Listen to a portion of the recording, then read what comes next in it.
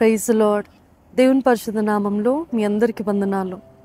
మీరందరు బాగున్నారు, క్షేమంగా ఉన్నారని నమ్ముచున్నాను. ఈరోజు మరొక మాటతో మీ ముందుకు వచ్చాను. నేను చెప్పబోయే అంశం ఏంటిదంటే రైచస్ మ్యాన్స్ సఫరింగ్, నీతిమంతునికి కలిగిన శ్రమలు.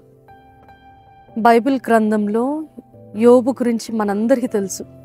యోబు నీతిమంతుడు, యథార్థవంతుడు, న్యాయవంతుడు, దేవుని యందు భయభక్తులు కలిగిన వ్యక్తి, చెడుతనాన్ని విసర్జించిన వ్యక్తి. దేవుడు ఆయనని బహుగా ఆశీర్వదించాడు. ఆయన గొప్ప ఆస్తికర్త, ఎంతోమంది పనివారు కలిగిన వ్యక్తి, ఎంతో ఆస్తి, విస్తారమైన ఆస్తి. అలానే ఆయనకి 10 మంది పిల్లలు, 7 కుమారులు, 3 కుమార్తెలు. అయితే ఒకరోజు దేవదూతలందరూ దేవుని సన్నిధి ఎదుట వచ్చి నిల్చున్నప్పుడు అపవాది కూడా దేవుని ఎదుట వచ్చి నిల్చుంటాడు. అయితే దేవుడు అడుగుతాడు సాతాన్ని, ఎక్కడి నుంచి వచ్చావు అని అంటే, నేను భూమి మీద ఇటు అటు తిరుగుచూ వచ్చాను అని చెప్తాడు. అయితే యెహోవా దేవుడు అపవాదితో అన్న మాట ఏంటిదంటే, నా సేవకుడు ఆయన యోబుని చూసావా, ఆయన ఎంత నీతిమంతుడు, యథార్థవంతుడు, ఎంత భయభక్తులు కలిగిన వ్యక్తి, చెడుతనాన్ని విసర్జించే వ్యక్తి అని దేవుడు అపవాదితోటి యోబు గురించి సాక్ష్యం ఇవ్వడం మనం చూస్తాం. యోబు గ్రంథము 1వ అధ్యాయంలో. అప్పుడు అపవాది అనే మాట ఏంటిదంటే, అవును, నీవు ఆయనకి, ఆయన సమస్తానికి, ఆయన ఆస్తికి అంతటికి కంచె వేశావు కాబట్టి, you have put a wall of protection around his positions. అందుకు నిన్ను సేవిస్తాడు, అందుకు నిన్ను ఆరాధిస్తాడు, నీకు భయభక్తులుగా ఉంటాడు. అదే ఆ కంచె తీసి వేసిస్తే ఆయన నిన్ను ద్వేషిస్తాడు, నిన్ను విడిచిపెడతాడని అపవాది దేవునితోటి అనడం మనం చూస్తాం. అయితే అప్పుడు దేవుడు అపవాదితోటి చెప్పే మాట ఏంటిదంటే, సరే, నేను ఆ కంచె తీసివేస్తాను, సమస్తం, ఆయన కలిగిన సమస్తము నీ వశము ఉంది ఇప్పుడు, కానీ ఆయనకే హాని చేయొద్దు అని యెహోవా దేవుడు అపవాదితో చెప్తాడు.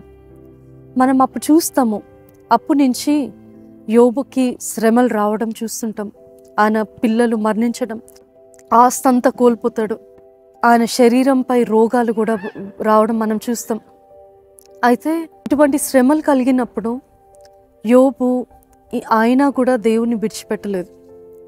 యోబు భార్య కూడా వచ్చి యోబుతో చెప్పే మాట ఏంటిదంటే, ఇంకా యథార్థవంతునిగా ఉంటావా, ఇప్పుడైనా దేవుని దూషించి చనిపో అని భార్య కూడా యోబుని మాటలతోటి గాయపరచడం మనం చూస్తాం. అప్పుడు యోబు అనే మాట ఏంటిదంటే, మూర్ఖురాలు మాట్లాడినట్టు మాట్లాడతావేంటి, దేవుడి దగ్గర నుంచి కేవలం మేలే పొందుకుంటామా, శ్రమ పొందుకోమా, కీడు పొందుకోమా అని యోబు తన భార్యతో అనడం మనం చూస్తాం.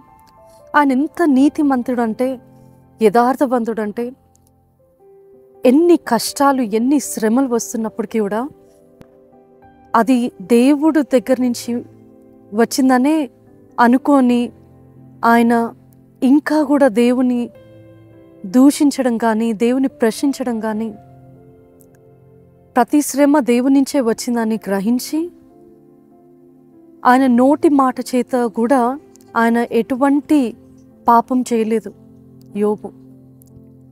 మనం చాలాసార్లు మనం అనుకుంటాము, నాకెందుకు ఈ శ్రమలు వచ్చినాయి, ఇంత నీతిగా జీవిస్తున్నా కదా, ఇంత యథార్థంగా జీవిస్తున్నా కదా, బైబిల్ చదువుతున్నాను, ప్రార్థన చేసుకుంటున్నాను, అందరికీ మేలు చేస్తున్నాను, అబద్ధాలు ఆడను, ఎంతో నీతిగా జీవిస్తున్నాను, నా ఉద్యోగంలో, నా కుటుంబంలో ఎవ్వరిని నేను నా నోటితోటి నేను దూషించకుండా, ద్వేషించకుండా అందరినీ ప్రేమిస్తున్నాను అని అనుకోవచ్చు.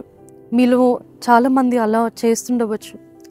అయినప్పటికీ కొన్నిసార్లు శ్రమ అనుభవిస్తున్నట్లయితే గుర్తుంచుకోండి, even if you been honest, if you have been living a life with integrity, ఎంతో దేవునికి ఇష్టానుసారంగా జీవిస్తున్నప్పటికీ కూడా శ్రమలు అనుభవిస్తున్నారంటే it is always a test. అది పరీక్ష అని గుర్తుంచుకోవాలి. We don't know how long it takes. కొన్నిసార్లు ఇది షార్ట్ ఉండవచ్చు, కొంతమందికి లాంగ్ ఉంటుంది. We don't know, but God always test us. మనం అనుకోవచ్చు దేని గురించి ఈ పరీక్ష అని. నేను ఇంతగా నీతిగా జీవిస్తున్నా కూడా ఎందుకు ఈ పరీక్ష అని అనుకోవచ్చు. ఒకవేళ if you are living a righteous life, you will be tested on your righteousness. మీరు నీతిగా జీవిస్తున్నట్లయితే ఆ నీతి గురించే మీరు పరీక్షించబడతారు. మీరు యథార్థంగా జీవిస్తున్నట్లయితే యథార్థతను బట్టి పరీక్షించబడతారు. మీరు ఎవరిని ఏ మాటలు అనకుండా అందరినీ ప్రేమిస్తున్నారు, ఎవరిని ద్వేషించకుండా ఉన్నారంటే ఆ ఒక ప్రేమ గురించే మీరు పరీక్షించబడతారు. మీ చుట్టుపక్కన వాళ్ళ గురించి, మీ బంధుమిత్రులో ఆర్ సొంత కుటుంబంలోనే కావచ్చు, అటువంటి వ్యక్తుల దగ్గర కూడా మీరు పరీక్షించబడతారు. మీ ప్రేమ ఎంతగా ఉంది అని కూడా you will be tested. So ఈ టెస్టింగ్ టైంలో మనం చేయవలసింది ఏంటిదంటే, ఇక్కడ యోబు గ్రంథంలో కూడా మనం చూస్తాం 42 అధ్యాయాలు ఉంటాయి యోబు గ్రంథంలో. అయితే ఈ 42 చాప్టర్స్లో కూడా వీసీ 3rd చాప్టర్ నుంచి యోబు ఒక స్నేహితులు వస్తారు, 3 స్నేహితులు వచ్చి యోబుని నిందిస్తారు, మాటలు అంటారు, ఏమైనా పాపం చేసి ఉంటావేమో అందుకే దేవుడు నీకు ఇది అనుమతించాడు అని.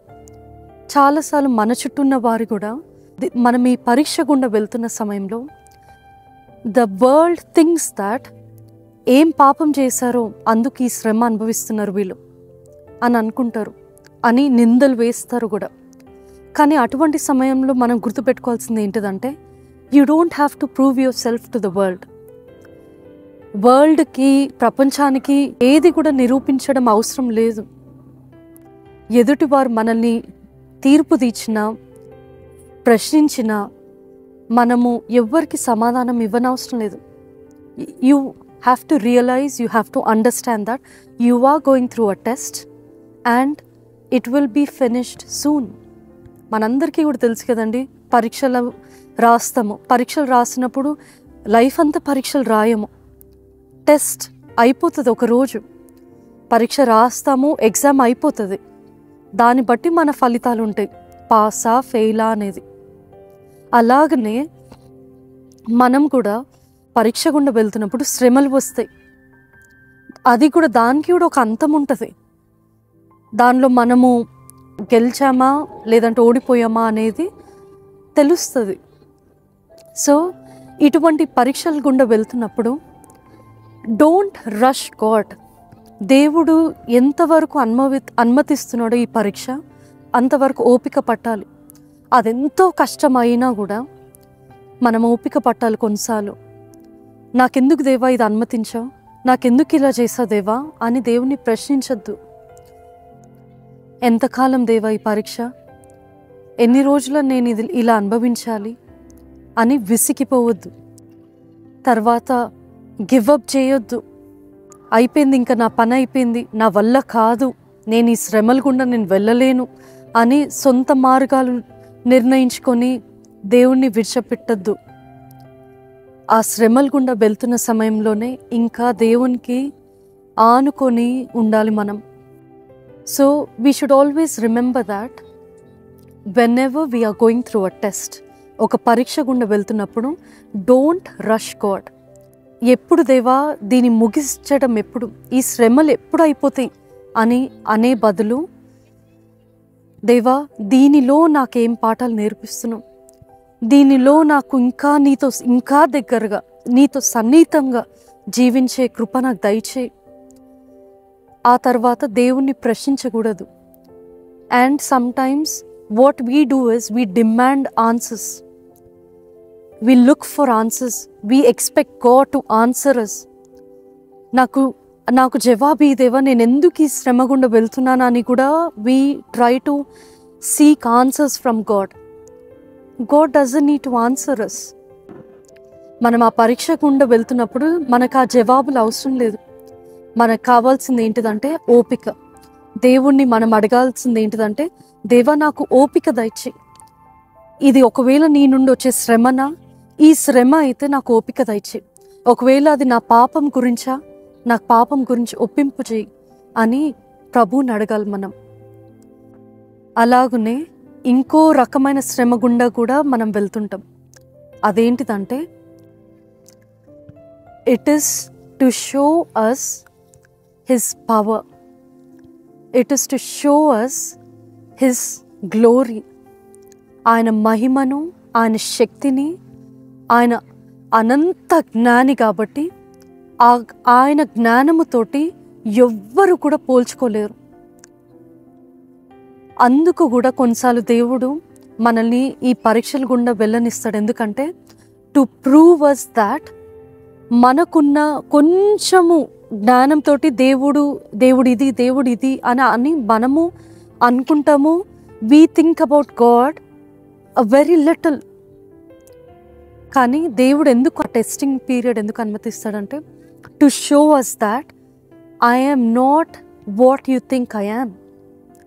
I am much greater than what you think. నువ్వు అనుకునే దానికన్నా నేనెంతో గొప్ప దేవుడిని, నేను అనంత జ్ఞానిని, సర్వశక్తిమంతుడిని, సర్వసృష్టికర్తని. ఆయన మహిమను, ఆయన శక్తిని కనపరచడానికి కూడా దేవుడు కొన్నిసార్లు పరీక్షలు అనుమతిస్తాడు మన జీవితంలో. ఈ 2 విధాలమైన పరీక్షలు మనం వెళ్తున్నప్పుడు ఎప్పుడు కూడా మనం ప్రశ్న వేయొద్దు. అదే యోబు గ్రంథం మనం చూసినట్లయితే దేవుడు అప్పటి వరకు యోబుతో అంటాడు, Where were you when I created the foundations of this earth? Where were you when I created this and that? అవన్నీ సృష్టించినప్పుడు ఎక్కడున్నావు అని యోబుని ప్రశ్నిస్తాడు. అప్పుడు యోబు 42వ అధ్యాయంలో మొదటి వచనాలలో ఏమంటాడంటే, దేవా నేను మౌనంగా ఉంటాను, నీ యొక్క జ్ఞానం గురించి నేను ప్రశ్నించాను, నేను మౌనంగా ఉంటాను, ఇప్పుడు నేను ఒక్క మాట కూడా నేను మాట్లాడను అని అన్నప్పుడు ఆ తర్వాతనే యోబుని దేవుడు 2 ఆశీర్వదించడం మనం చూస్తాం. 42వ అధ్యాయంలో ఏదైతే పోగొట్టుకున్నాడో అన్నిటికీ దానికి 2 ఆశీర్వాదాన్ని ఆయన పొందుకున్నాడు. ఎందుకంటే God was testing him about his righteousness. అపవాదికి పెట్టిన ఛాలెంజ్ బట్టి గాడ్ వాస్ టెస్టింగ్ హిమ్. ఆ టెస్టింగ్ పీరియడ్లోనే God wanted to show Job about his wisdom. ఆయన ఒక జ్ఞానాన్ని, అనంతమైన జ్ఞానాన్ని కూడా దేవుడు యోబుకి ప్రూవ్ చేశాడు. సో దీన్ని బట్టి మనం నేర్చుకోవాల్సింది ఏంటిదంటే, whenever we go through trials, whenever we go through testings, ఆ పరీక్ష గుండా వెళ్తున్న సమయంలో ఎప్పుడు కూడా మనము ఈ 2 గుర్తుపెట్టుకోవాలి.